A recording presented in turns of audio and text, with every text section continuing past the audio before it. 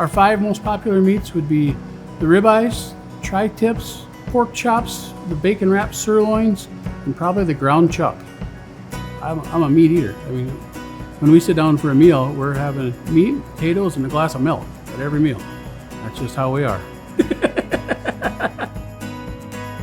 My business partner and I, we've always done a lot of catering and cooking for different events, a lot of smoking. Typical day, I'll come in anywhere between 4 and 6 o'clock in the morning, and we try to keep that smoker going almost 24 hours a day. So if there's something that needs to get pulled out or put in, I try to do that early in the morning. Mike comes in at 7, he does a lot of the cutting and makes most all the brats. And then from there, it's just packaging all the way till 7 o'clock, 8 o'clock at night. I am a customer service kind of guy. I like to make sure that everybody's taken care of. We might not have everything, but what we do, we like to think we do it right. Well, with Golden West, service is number one. You'll only know about service when you have trouble, and if you have any trouble at all, you know you want something local. I want somebody that's right here in the community and a part of what we're doing. Every one of the people that work at Golden West here is a customer of mine too.